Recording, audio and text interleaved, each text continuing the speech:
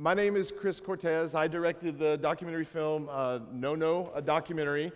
It's about a pitcher from the 70s. His name is Doc Ellis, D-O-C-K, Doc. That's why we spell the title that way. Doc was a really good pitcher. He was probably a great pitcher. Could have been a great pitcher. He started an all-star game, pitched in a few World Series games, has 3 World Series rings. A lot of people have or had forgotten about him, but he was also famous because in his time he was an outspoken civil rights advocate. He spoke out for the rights of Black and Latin players in baseball and for African Americans in society. People called him a militant. He was really controversial in the press. Pittsburgh likes to remember his era as if they were really big fans of his, but in his time, I'm not sure Pittsburgh was a huge fan of his. But really not too many people remember all those things about Doc. What they do remember is one of the greatest urban legends in history, and that's that Doc Ellis pitched a no-hitter while tripping on LSD. True story.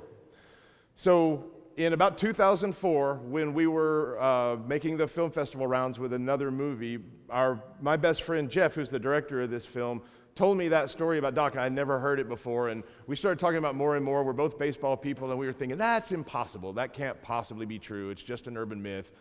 And even if it were true, there's anybody could ever prove that.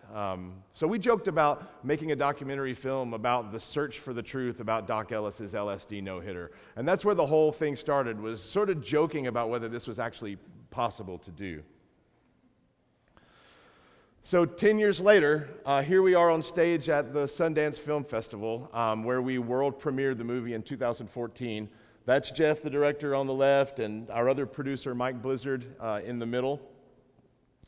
We had been to Sundance with a couple of short films before, and Sundance is pretty amazing. Film festivals in general, I highly recommend if you've never been to them. Great place to get a lot of inspiration, see some great movies. But taking a feature there was like nothing I'd ever experienced before. You do 5 or 6 screenings, you get to meet all these other amazing filmmakers, see a bunch of great documentaries and films. It was really one of the best experiences of my life, and it was something that I'll never forget. Something that happens when you're making a documentary is that you're trying to sell it so that you can find a big audience. You need to get it on TV or get it into theaters. And after Sundance, we played at many, many film festivals. Mike and Jeff both live in Austin, so we played at South by Southwest. We played at the Boulder Film Festival.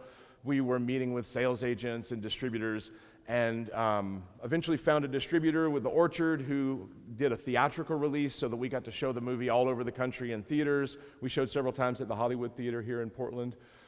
We made deals with Showtime and ESPN. We have it on Netflix now. So there's a lot of ways that you can see the movie. I'm not sure how many people have seen the movie so far. I'll probably never find that out, but I hope it's a bunch. And really, I hope we're at the very beginning of the life of this film, and that for many, many years, more people will see it. I'd like millions of people to see it. In fact, I really hope that all of you go home tonight and watch it. And for that reason, I'm going to show the trailer so that you can get a bit of flavor for it, and then part of my other presentation will refer to it, and then we can talk about it maybe when we're out in the lobby on a break. I took some LSD when I took off with the car. And the next thing I know, there I was out there, you know, high as a Georgia pine, tripping on acid. The Pirates in the World Series start Doc Ellis. Doc was basically one hell of a pitcher. He done a lot of damn good things while he was doing the bad things. Baseball in that decade really collided with pop culture. We were a team that was dressed to kill, and Doc, he was flashy. The old school guys were used to saying, you do it my way. I remember one time I had my hair braided, and they wanted to know, what is that about? Don't ask me about my hair being braided. Get out of my face. He called himself the Muhammad Ali of baseball. You know, the Pirates was loaded with Black and Latin players. His first roommate was with Roberto Clemente. And I looked, I said, oh my God. And there's 9 brothers out there. That's the first time it had ever happened. He realized the racial tensions that were going on in the country. Baseball gave him a platform to speak his mind. There was a wisdom there. He'd been through a hell of a lot. Somebody had put 3 Ks on my door. They threatened me. If you stick your head over the dugout, we're gonna shoot you. I had my head over the dugout the whole game. Drugs had really taken over him. I think he thought he was taking them over, but I think it was the other way around. You know, if Doc's pitching, you know it's high. How high is it? You're not the only pitcher who's thrown him somewhere, man. I threw to hit him. I threw to hurt him bad. Well, here we are, Doc Ellis working on a no-hitter. It was easier to pitch with the LSD. That's the way I was dealing with the fear of failure. You got it. They're mouthing Doc Ellis on a no-hitter. It was an ugly no-hitter. I got letters about it, but it was a no-no.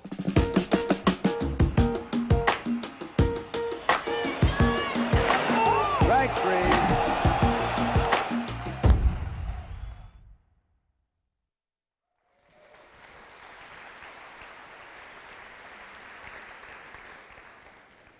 So everybody go home and watch the movie. I'm here to talk to you about this stuff mostly because I'm actually not a professional filmmaker. The director, Jeff, isn't, in some ways, not a professional filmmaker, and our other producer, Mike, has another career as well.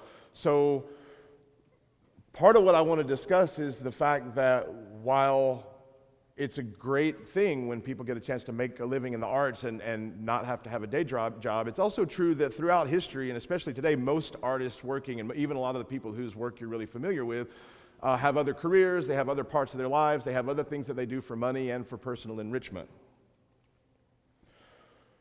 Let's see, by a show of hands, how many people out here consider themselves creative people or artists? So that's many, many, many of you. How many people here make a living in the arts? Raise your hand. A few, but not tons and tons and tons, right?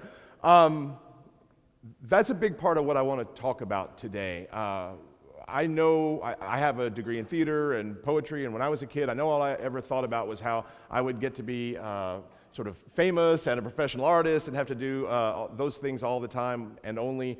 And I just don't know that it always works out that way for most people. And my point is that that shouldn't stop any of us from pursuing creative expression and finding ways to be artists in the world. Not only are there a lot of things in art that help me out in business, but there are a lot of things that I do in my business life that really help out in the arts. Jeff and I always say that we're the William Carlos Williams of filmmakers. He was a poet about 100 years ago, and he's one of the most famous poets in the world. But he was also a doctor. He was a pediatrician, and he had many opportunities to go be a professional writer and work for magazines and newspapers, and that didn't really interest him. He preferred to make his living a different way, and he said that it freed his art from the constraints of commerce. I found that to be very true when I was making the film. It was complicated enough to raise the money and put together all the pieces to make a movie without having to also figure out how that was supposed to pay for me and my life and my family. I'm pretty happy that I didn't have to do both of those things at the same time. This also reminds me of a really good friend of mine. His name is Scott Ewan. We worked together back in Austin, and at that time, he was just starting to draw again, and he was going to this drawing class and invited me to go, and I went, and I tried to draw, and I was super terrible and never went back. But he kept going and got more and more serious about it, and then he started painting, and he built a painting studio in his house.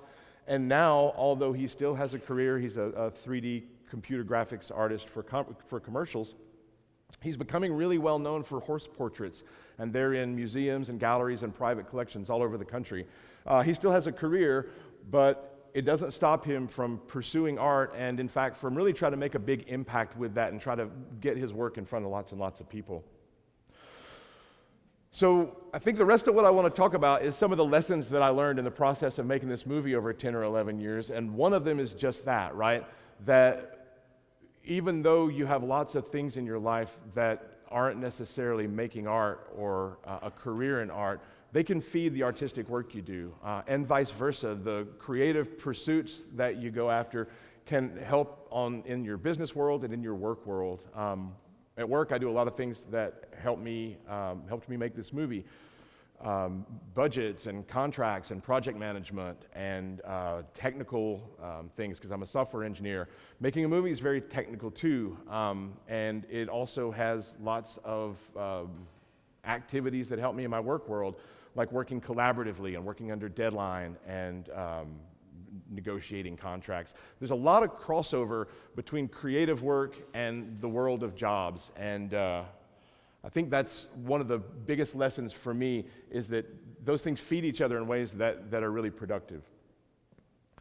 The second one is about goals, and I don't mean this sort of in a broad sense, but when you start an artistic project, it's really important to know what your goals are and to be really, really specific about them. We tried to be really specific from the beginning, and it helped us make a lot of decisions. Our goals were that we wanted to find as broad an audience as we could, not just people that were interested in baseball or counterculture, but anybody should be able to watch and relate to this movie. One of our favorite compliments is when people come up to us and say, I really don't like baseball, and I don't care about sports, but I really loved your movie. That means a ton to us because we made a lot of decisions along the way to try to achieve that goal. Another goal was to tell Doc's whole story, not just the fun, crazy, druggy parts, but about his whole life.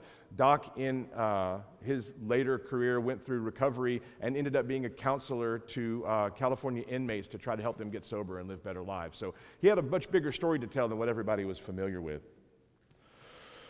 Third lesson is, no matter how passionate and creative an artist we are, if we want to get our work outside of our own little private sphere, it's really important to know your business. Making a movie is a business. It's maybe a little more so that way than a lot of creative pursuits like maybe painting, but in any case, when you want to make something and get it out to a large audience, you're going to have to do lots and lots of things, budgets and contracts and legal things and content licensing and all sorts of stuff that doesn't necessarily come naturally to you, and that there's not anybody that can tell you how to do. You're going to have to learn it somehow. I can't really tell you how to learn it. I'm happy to talk to you about it, but I can just tell you that you have to really get good at running the business side of business, and that's one of the things we're really proud of. I'll say, sort of on a side note, people like to think that independent films get made because we just ask all our friends to work for free, and that's totally bullshit. It's not the way it works. Like, sometimes people make a movie like that, but it's not really the way it's done. And in fact, we decided from the beginning we weren't going to ask or expect anybody to work for free. If we value creative work, we need to pay for creative work.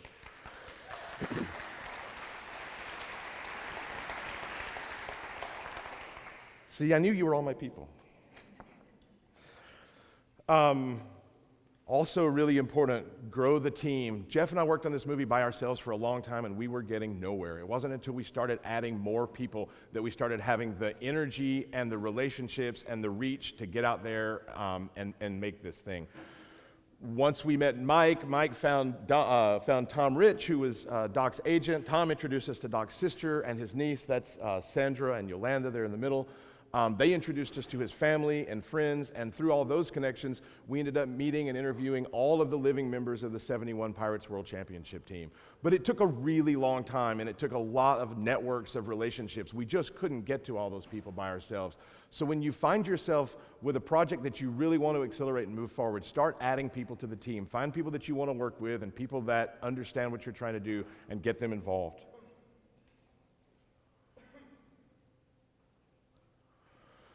And finally, this is about accountability, and it's really important to hold yourself accountable to the things you're trying to do.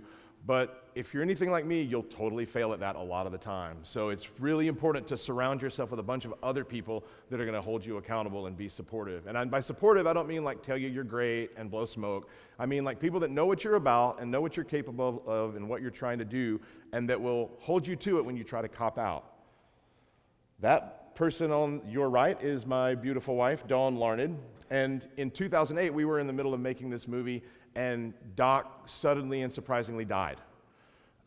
We hadn't yet interviewed him, and we thought that the movie was totally over, and Jeff and I were completely ready to give up. But Dawn had been living with this idea and hearing us talk about it for years and years, and she knew how much it meant to us and how much we had worked on it, and she not entirely politely told us that there's no way she was going to let us quit on this project. And if it weren't for her, we probably would have stopped then. So keep people around that understand how to push you forward when your energy is lagging.